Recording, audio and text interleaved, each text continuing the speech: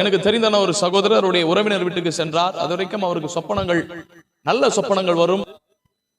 அவருடைய உறவினர் வீட்டுக்கு சென்று அந்த இரவு நேரத்தில் அங்க படுத்து தூங்கும் பொழுது ஒரு சொப்பனத்தை கண்டார். அதாவது ஒரு எரிந்த உருவம் போன்றதான ஒரு உருவத்தை சொப்பனத்திலே பார்த்தார். பயந்து கொண்டு எழுந்து விட்டு ஜெபம் செய்து பிற்பாடு படுத்தார். மறுநாள் எனக்கு தொலைபேசி மூலமாக அழைத்து, பாஸ்டர், இத மாதிரியான சொப்பனத்தை நான் பார்த்தேன், இதனுடைய அர்த்தம் என்ன என்று சொல்லி கேட்டார்.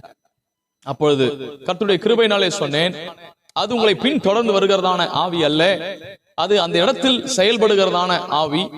நீங்கள் அந்த இடத்துல விசாரித்து பார்ப்பீர்களானால் அந்த இடத்துல யாராவது ஒருவர் ஃபயர் ஆக்சிடென்ட் மூலமாக இறந்திருப்பார் என்று சொல்லி அவருக்கு சொன்ன பொழுது அவர் அதை போய் விசாரித்தார். அந்த இடத்துல யாராவது அதை போன்றதான இறந்திருக்கிறார் சொல்லி பார்க்கும் பொழுது அவருடைய பக்கத்து பிளாட்ல அந்த மாதிரி ஆட்கள் இறந்து ஏற்கனவே பல வருடங்களுக்கு முன்பாக இறந்து இருக்கிறார்கள் என்று சொல்லி அவர் கேள்விப்பட்ட பொழுது அவர் ஆச்சரியப்பட்டார்.